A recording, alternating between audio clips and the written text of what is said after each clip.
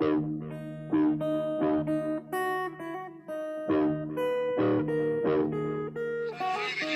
have no respect for women who voted for Trump. Okay, I think so poorly of them, and the reason why. Hey, welcome back to Offend You. So here we have Chuck Todd suppressing, I guess, admitting to suppressing the news, which we already knew. There's so much evidence on YouTube that shows all of these news outlets lying, being caught in lies, telling people one thing when it's another, setting up stages like, having migrants just like staging things and getting caught with it, basically. There's a lot of videos that show it. I'm going to do my own video of it, but for now. Alright, so like I said in the last one, I'm not feeling that great.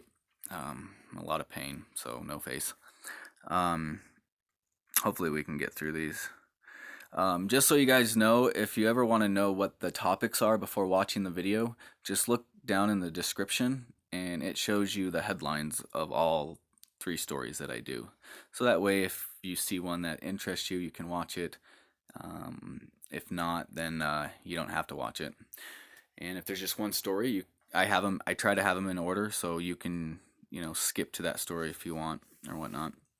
I'm also gonna try and keep my commentary until the end.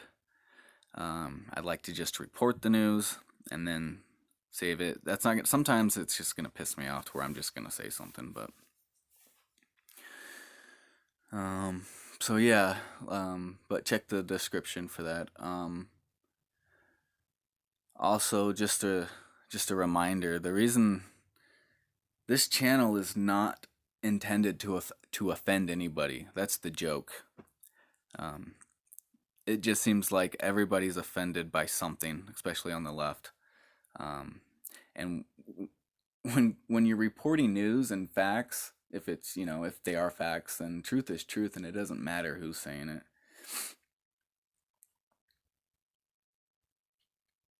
But anyways, that's just the joke. I just thought I'd mention that. Okay, let's get going.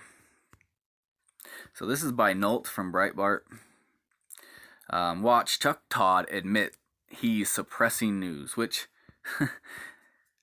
they admitted to helping Hillary Clinton.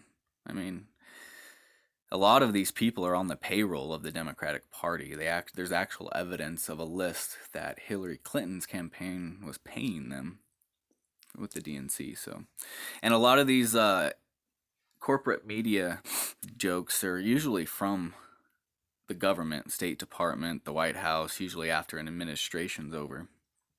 So, the public unraveling of Chuck, the presidential race is over.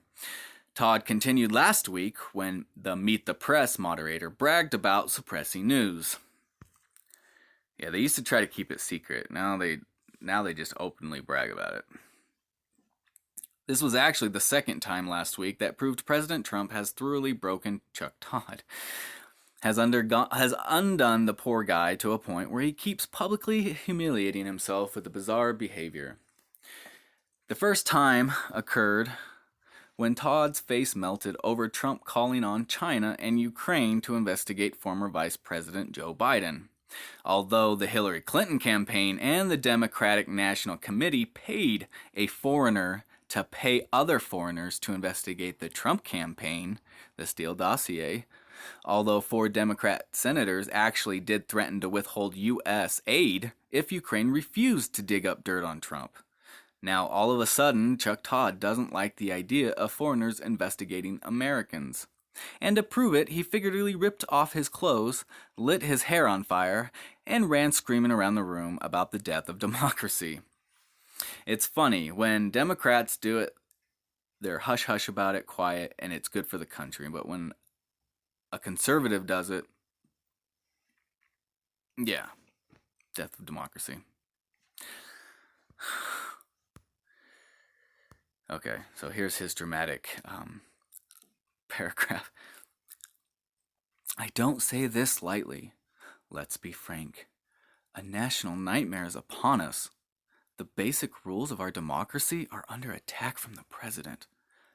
We must begin tonight with a series of admissions by the president that all but ensure his impeachment in the House of Representatives. It's a moment of truth for Republicans, and they have been largely silent on what we have seen from the president. Today, he publicly called on 2 foreign governments to interfere in the presidential election by investigating his chief 2020 political rival. This is arguably a national emergency. The founding fathers would consider it a national emergency if the president publicly lobbied multiple foreign governments to interfere in the next election. I know I'd save my comments to the end, but I can't on this one. I wonder if they watch themselves after their show.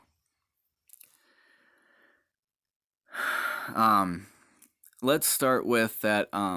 One, Trump did not call to interfere in the election by investigating his political rival.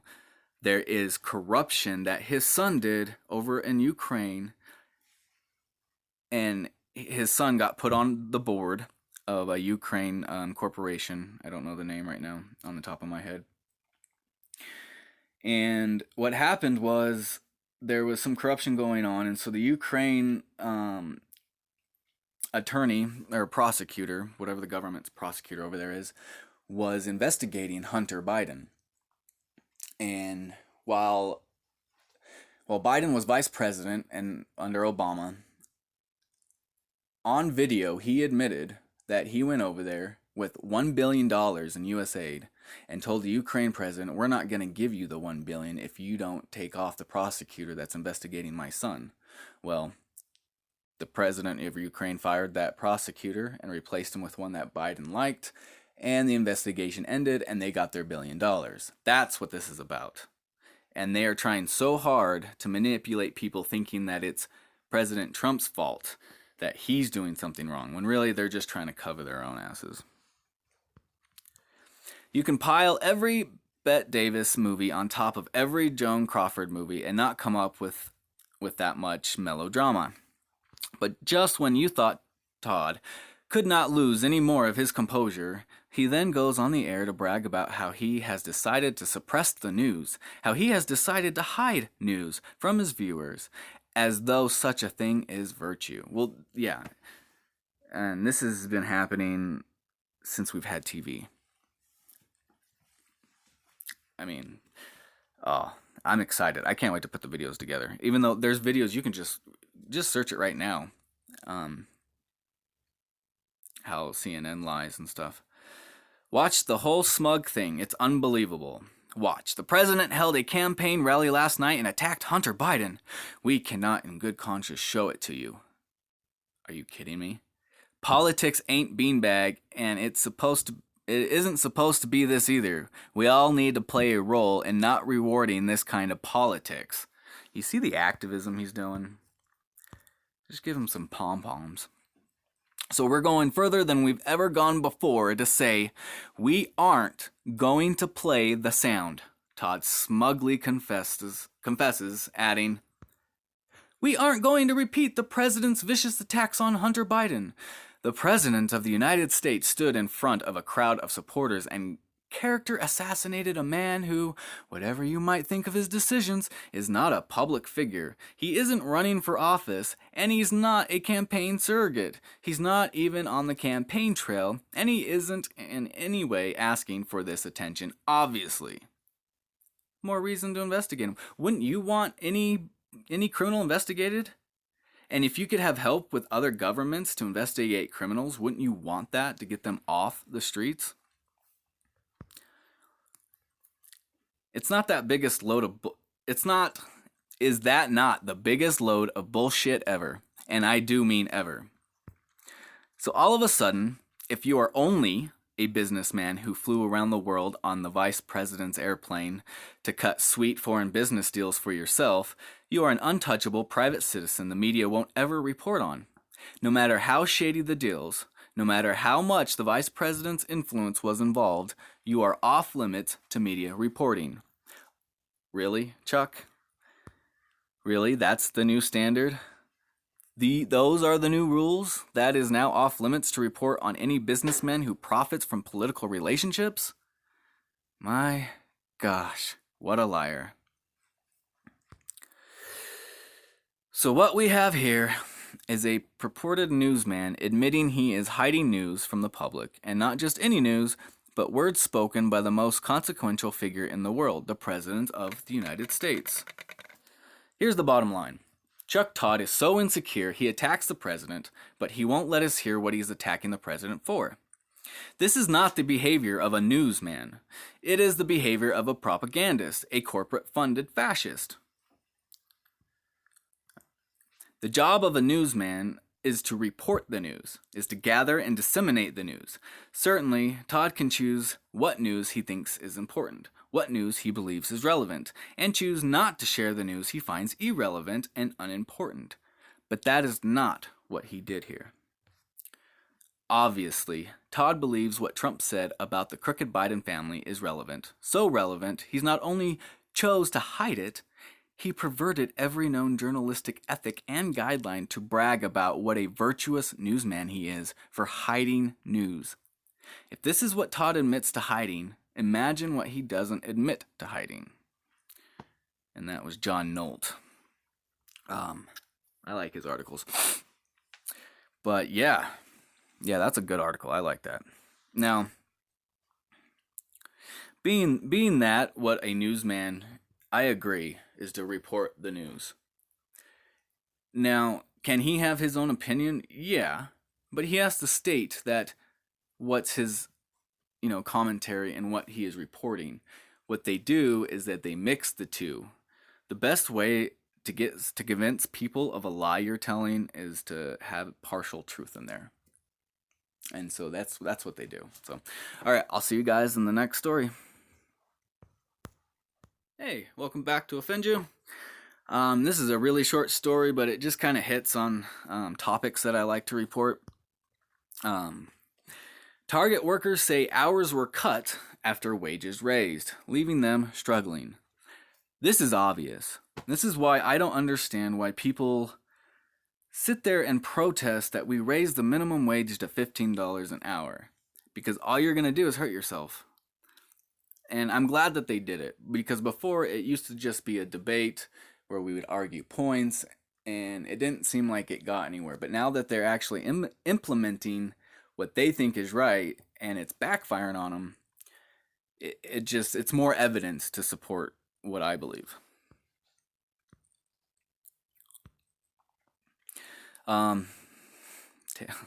CNN, take it with a grain of salt.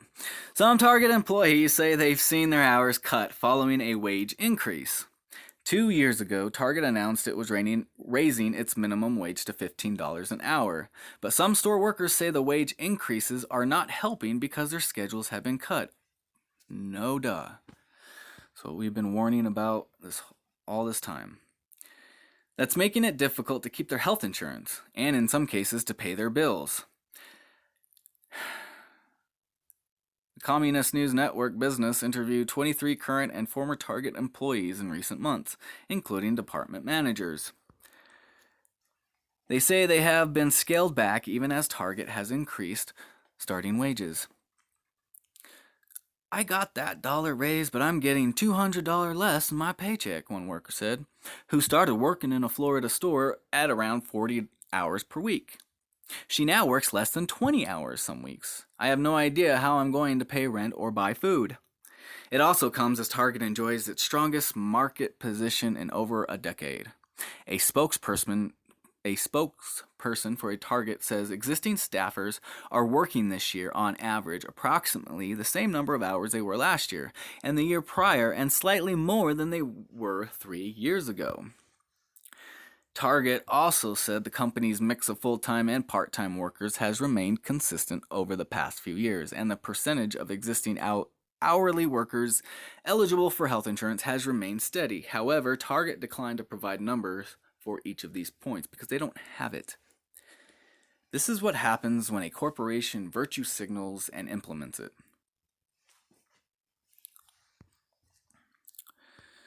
You can't just it's yeah, $15 an hour sounds nice. I would take it. But the thing is if you're changing on that big of a scale, well, and you go from 40 hours a week working like what, let's just say $10 an hour, 12, and you get that raise, that company cannot pay.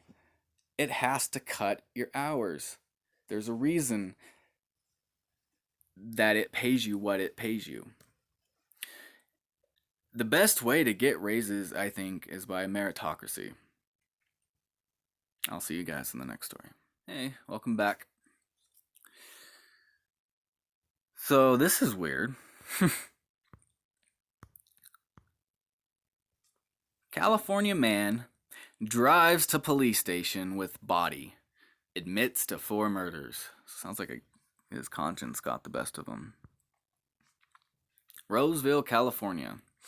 A California man is in custody after he turned himself in to the police, telling them that he had killed 4 people at his home, more than 200 miles away.